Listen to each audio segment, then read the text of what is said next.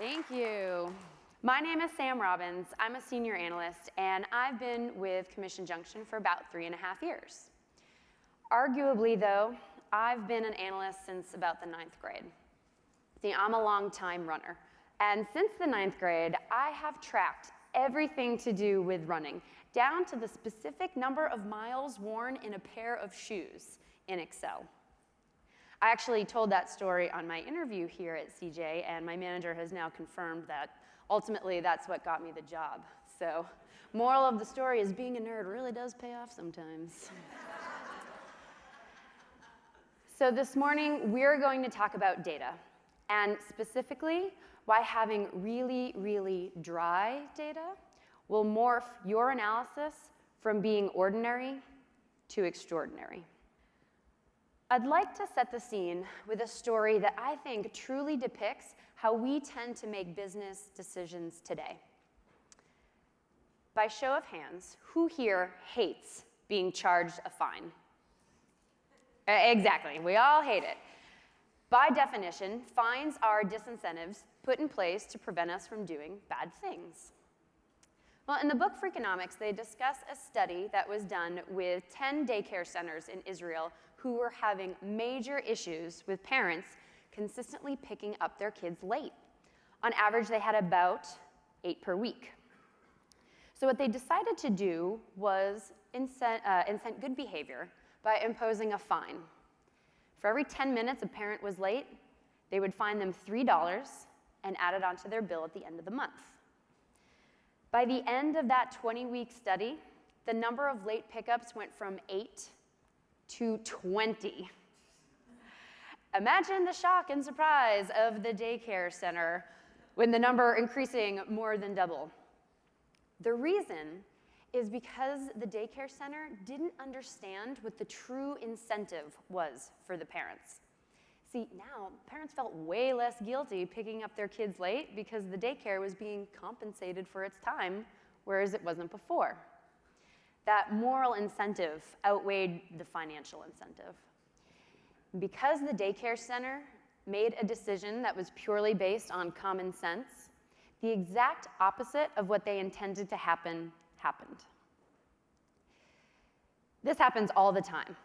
We don't do our due diligence, and then we make decisions that are based on common sense. And this is also known as operating within the dominant paradigm. Thomas Kuhn was a famous philosopher who in the 1960s theorized that as humans, we tend to operate within that majority mindset. Right? We go with the flow. We like what's normal. We don't take time to strip out that formed perception or dig into the data and ask questions, and then we go and we make decisions on it. If we constantly operate within that majority mindset, we will never have unique insights that will cause that next paradigm shift. And a paradigm shift is simply a fundamental change of thinking from one way to another. And they are what move our world forward. Paradigm shifts taught us that the world wasn't actually flat and has changed our behavior in such ways that we now go grocery shopping while sitting on a couch. And it has even bewitched us into believing that Justin Bieber is a talented musician. Not all paradigm shifts are good, but without them, we are simply standing still.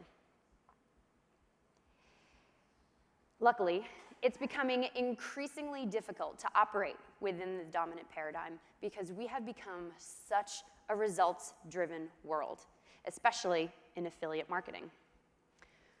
We have to be more insightful than just churning out the same old reports that were there when we were there. We have to think outside the box and be a factor in that next paradigm shift. And the demand for this stems from the fact that we have exponentially more data at our fingertips than ever before. You've heard it mentioned throughout the sessions at CJU, all the data that ValueClick has. So this morning, I'm here to tell you that for your analysis and ultimately your affiliate programs to be as successful as possible, your data needs to be as dry as possible. What do I mean by that? I mean your analysis has to follow the DRY process. Define, refine, and inspire. Define. Before jumping into your analysis, ask questions so you can hone in on what is truly important. Refine. When doing the analysis, you can't just give it one pass. You have to constantly be evaluating and adapting so that you have the most polished product that you can. And inspire. When analysis is complete, you need to present that information in a clear, concise, and compelling way so that your audience has no other option but to adopt it. Now I know you're probably all thinking, new processes aren't easy to implement, and I don't feel like it. Well, they aren't, and even the most insightful and creative minds don't always get it right.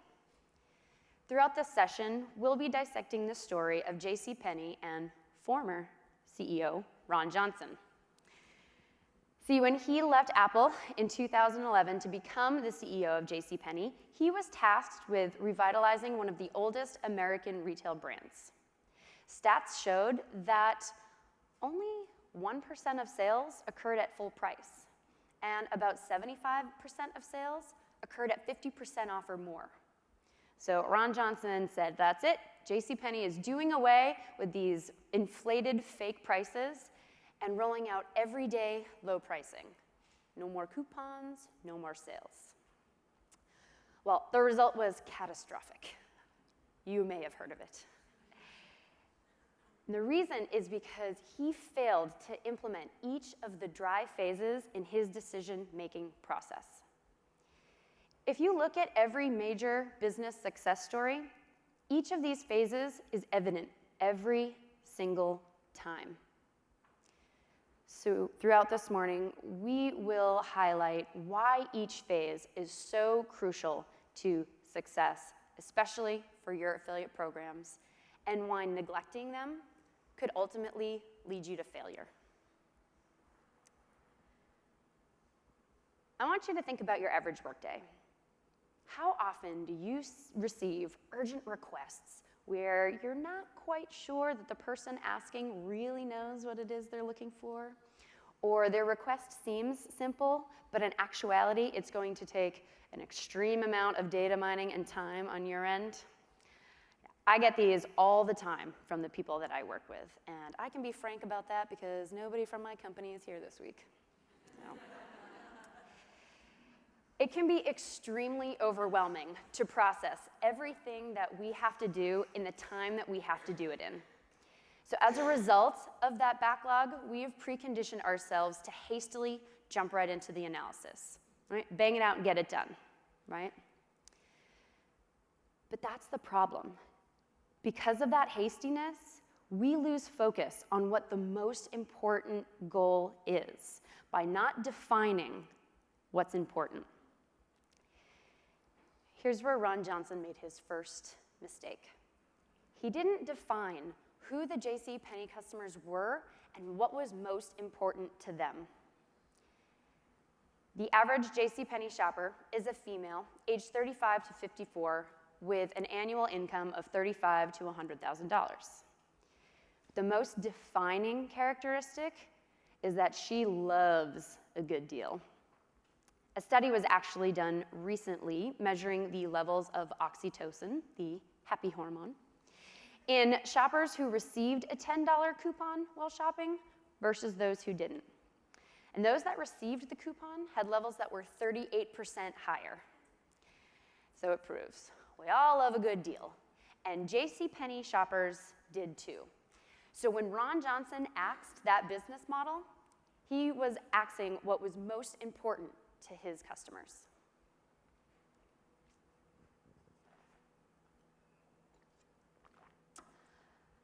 Avinash Kaushik is a digital marketing evangelist who has a blog called Occam's Razor, not Razor. That's where he discusses how funnels are for frat parties. That's the other one.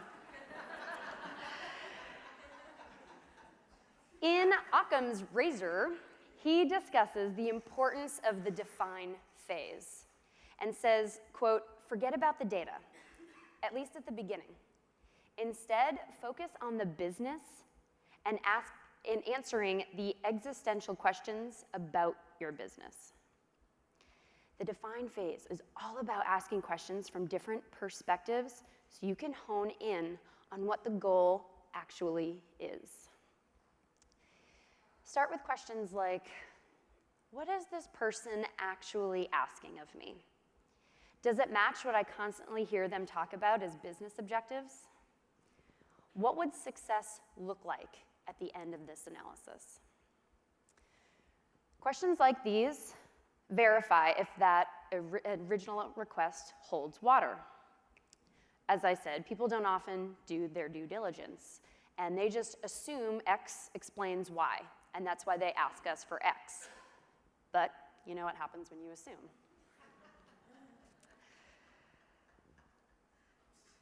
That's my mom. In the define phase, there are two major benefits. The first is that you will know what is knowable. If you take a moment and just clarify what is happening and what's going on, it will save time that is typically wasted putting out fires that crop up down the line. And I'm sure multiple just popped into all of your heads because it happens to all of us. And a lovely story illustrating that is a story about my mom. This is Julie, or as I affectionately call her, Juju. I'm originally from Boston and was home recently, and we decided to do a little surf and turf for dinner. So Juju went to the store to pick up the food. And she walked up to the seafood counter and asked for 6 steamed lobsters. And the man said, all right, no problem. And he went into the back. So she stood there for what seemed like too long of a time until he finally came back out, but it was piling bags and bags and bags of seafood on the counter. So she stood there, not knowing what to do, until he poked his head above the bags and said, you ordered the 16 lobsters, right? Because he didn't take a moment to clarify what was important by asking something as simple as 16, as in 1, 6, he would have saved time, money, and a whole lot of lobster meat. He could have known what was knowable. The other major benefit is that you will start to unleash your inner genius. By asking questions from different angles, you'll see things from perspectives that you never had, and you will start to have truly unique insights. And this is a pivotal moment where the quote from Freakonomics really rings true. If you learn how to look at data the right way, you can explain riddles that might have otherwise seemed impossible. A perfect example that illustrates the importance of asking questions to find true insight is a story about Lenovo. In 2011 and 2012, there was major flooding in Thailand that caused global shortage of hard drives. So incidentally, computer and laptop sales decreased, as did average order value across the board for all of our computer and electronics advertisers.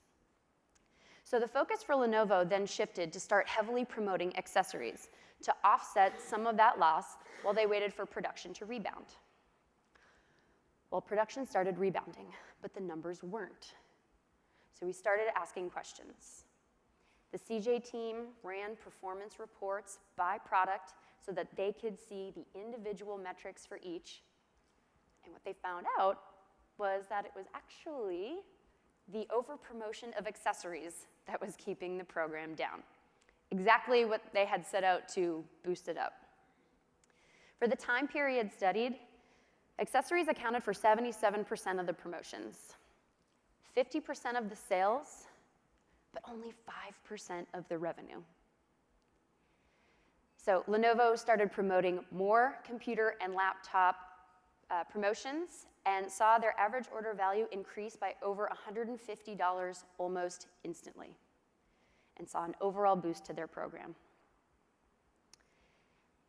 It is imperative that we take a moment step back and ask questions.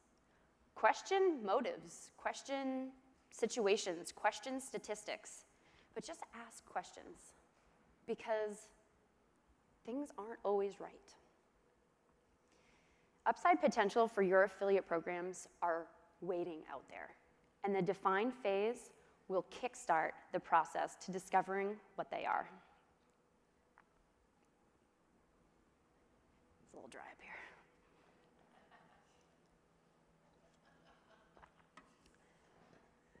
You are now faced with the part of the process where you have to do the actual analysis. You are gathering data that you've previously defined. You are eyeing for trends, comparing metrics, drawing conclusions. And this is the part that we're all probably most familiar with because at the end of the day, the very least, we have to do something. Right? That's our job. But therein lies the problem. We simply just do our job. We satisfy that minimum requirement. Doing your job is ordinary, and unique insights are never born within the confines of ordinary. Honestly, who here does things perfectly the first time they try it? Just me? Oh, okay, great. No, we almost never do things right the first time. So why do we just give analysis one pass? We just admitted that it was probably wrong. The key to fixing that is to evaluate where you stand after your first pass. Ask questions like, how do these results match my expectations? Did this process actually work for me? What issues cropped up that I hadn't been aware of before, and how do I solve for them now?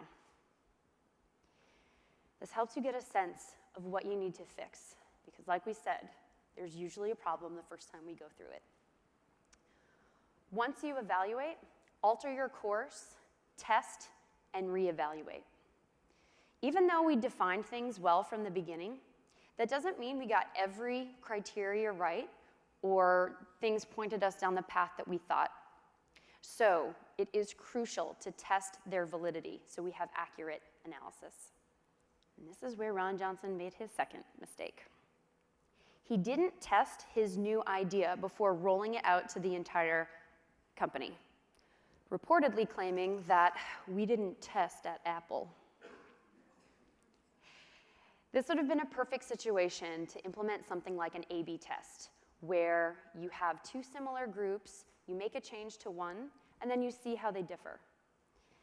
If he had done that by only rolling out these changes to a few stores in different regions, comparing their metrics and seeing if it would actually work, it might have saved JCPenney the $1 billion in sales they lost that year. Instagram, on the other hand, did something completely different from JCPenney.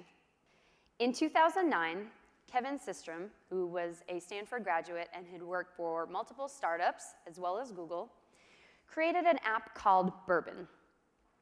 Did anyone here ever actually use Bourbon?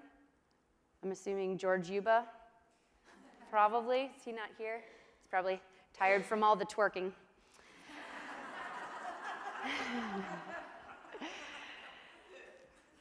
Bourbon was an app that allowed you to check in at the places you were at or where you were going, and then also allowed you to share photos of what you were doing while you were there.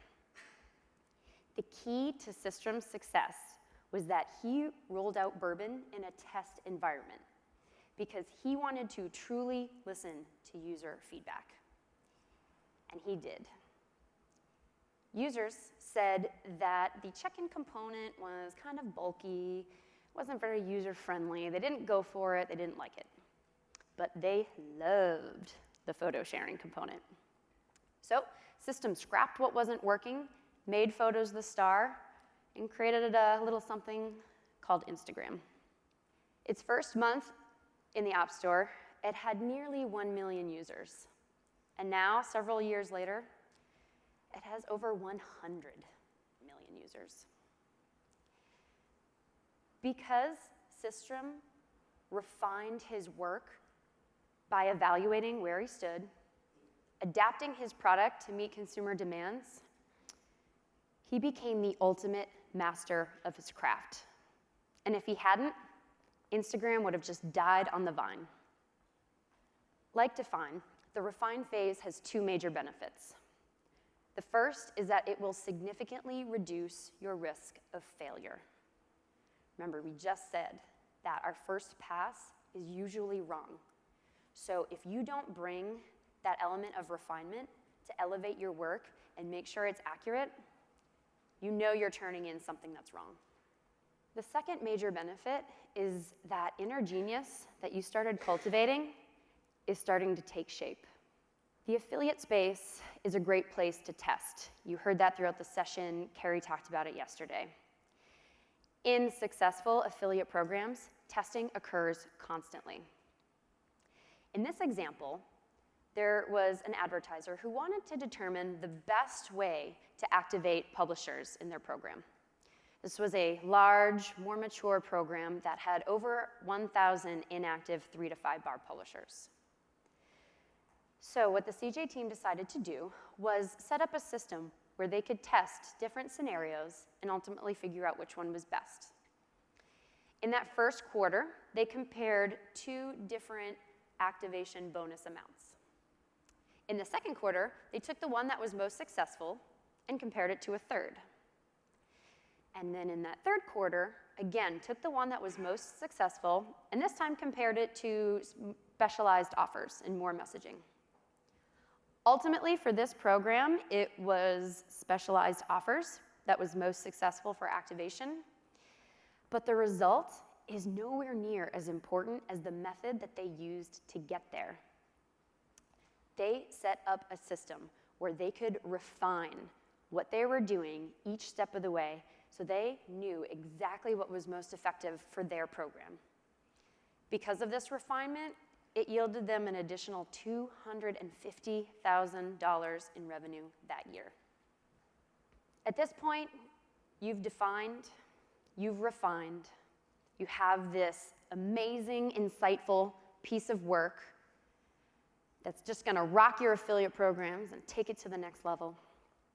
It's time to share your genius. It's time to inspire. Sharing can be anything from creating a dashboard to giving a presentation to posting on your blog. And at this point, usually one of 2 things happens. First is that we either skip this step altogether and just present an awkward mess of information that has no cohesion at all. Or, because we get so close to what we're working on, we can't always see the best way to present the information for our audience. And a lovely example of this includes my coworker, Kevin Dalius. He ran into this issue when he was creating his content for his mobile session yesterday. He talked about the 4 mobile personas: bedroom, lean back, out and about, and dinner table. And he wanted to come up with a really good acronym that would resonate with all of you, you could take back with you. So he came up with BLOD.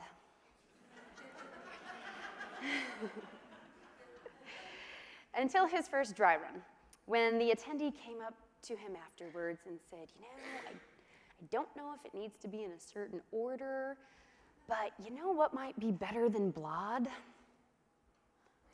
Bold. Because it's a word.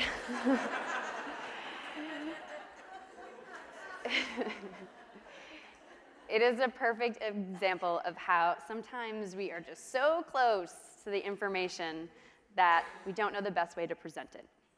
It will go down as a real boo-foo moment for Kevin.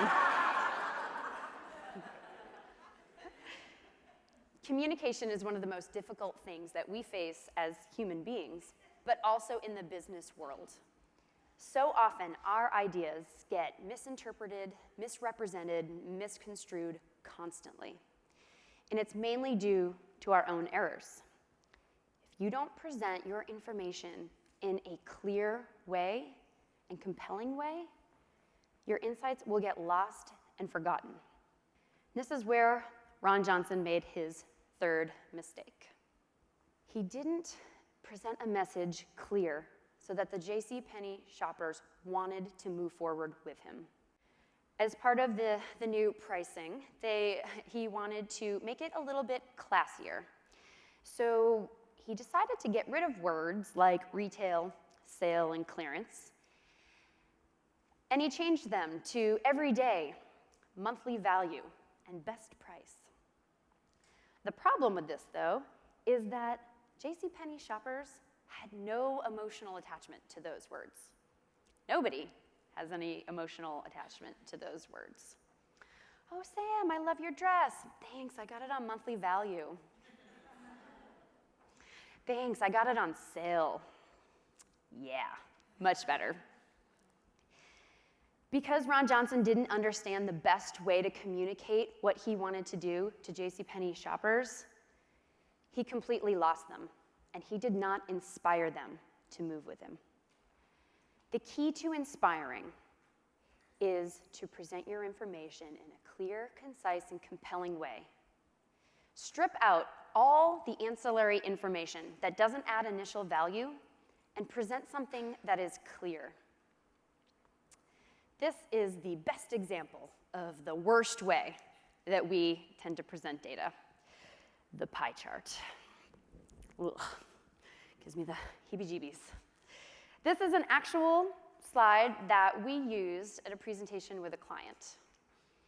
It was meant to show how the two major lines of business would be affected by a term change. And as you can see, it's not our best work. I don't know about you, but at first glance, I can't really even tell if there's that much difference between these two charts, which is exactly why you include a chart in the first place, to convey a message instantly. They're not on the same plane. The god-awful 3D effect inflates the size of the slices up front, deflates the ones in the back. Some of those slices are so small that their titles have to be put into weird areas with awkward lines pointing to them. The worst part is that the message they wanted to convey is in those 2 bullet points at the bottom, rendering those charts totally unnecessary. By simply changing the way that the information is presented, the message becomes clear and hopefully inspiring. So the moral of this story is save pies for dessert. At the end of the day, we always have to present the work we've done. So why do we pull the rug out from underneath us by not polishing it? Again, doing the bare minimum is ordinary, and unique insights are never born within the confines of ordinary. Ordinary never moves you forward and never gives you that rush of excitement when you know you've got something good in your hands that you want to share. In this next example, the difference between success and failure came down solely to presentation. Recently, a prospective client was debating which affiliate network to choose, Commission Junction or a competitor. They had their meeting and we had ours. Ultimately, we inspired them to join our network. Why? Because we presented our network in the way that they needed to hear it to be successful. It was obvious that growth needed to be their number one priority, and that's what we highlighted. Oops. The competitors were highlighting something different. They were focused on profitability, which, admittedly, is always a nice thing, but there's a floor to it. Growth has no ceiling, and that's what was inspiring. So much so that they were here this week. Present your information in a way that it hits the hearts and the minds of your audience, and they will have no other option but to adopt it. Data is seen as a mosh pit of information. It's dirty, it's painful, it's chaotic. So we concede to those perceptions because we don't have time and we don't feel like doing anything else. We continue to do things like run the same reports that were there when we started, and we don't dare question if they're still the right things that we should be doing. We continue to operate in that dominant paradigm and ultimately turn our backs on potential. The former CEO of Netscape, Jim Barksdale, said, quote, "If we have data, let's look at data. If all we have are opinions, let's go with mine." And it's so true. We have to stop perpetuating the norm that whoever squawks the loudest is whose opinions are heard. It leads to poor decision-making that ultimately can lead to failure. But what we really need to stop doing is blocking our inner genius. We are not order takers. We have to be more insightful than that. And sure, maybe staying in that majority mindset means that you'll never fail, but you are also guaranteed never to propel forward. Integrating the dry process into your analysis is the most effective way to ensure that you are doing the right things to make your program successful. The define phase is all about asking questions from different angles, thinking about things from different perspectives, and honing in on what the true goal is. It will save time wasted down false paths. The refine phase is about elevating your work to new levels. You have to evaluate where you stand, alter your course, and adapt so that you have the most polished product and so that your inner genius can take shape. And inspire. It's not enough to just do analysis. There's more to it. You have to communicate it, and you have to do it in a way that is most advantageous to your audience. Ron Johnson missed all of these. He didn't define what was important to JCPenney customers. He didn't test his ideas and get user feedback before rolling it out. And he didn't inspire them to come along on this change with him. Ultimately, it wasn't that his idea was necessarily a failure, but it was his lack of process that failed him, and it ceased his genius. Don't cease yours. I challenge you to think about one thing that you can apply the dry process to. Maybe you've been having an issue with your program and you haven't been able to figure out what the problem is. Or you've been running that same report and you don't think it's telling you what your manager thinks it is. For me personally, it will be applying this to my 5th audition tape for the hit reality CBS show Survivor. We'll see if it works this time. Though Damon Johns gave me the green light for stalking him so he can introduce me to Mark Burnett, so maybe I'll do that. Whatever it is, apply the dry process to it. Don't think about it, just do it. I remember the moment I became a runner. It was not a very flattering time. It was in the 9th grade, and it was the last indoor track meet before the state championships. And I had to run faster than 6 minutes in the mile to qualify, or else my season would be over and my teammates would move on without me. So as I walked up to the line, when I was done puking in the trash, my coach walked up to me and put his hands on my shoulders and said, "Sammy, whatever you do, stay with the front pack. Stay right on their heels. Don't let them go. Don't think about it, just do it." And then he walked away. In that race, I ran 5 minutes and 51 seconds, qualified for states, and opened up a world of running that I never thought was possible. I went on to compete in high school nationals twice. I ran for a Division II college and was ranked among the top in the mile. And I completed my 4th marathon a few weeks ago and signed up for Boston again yesterday. I didn't think about it, I just did it. So remember, anyone with an extreme idea is considered crazy until the moment that it's proven. Then they are considered a genius. Thank you.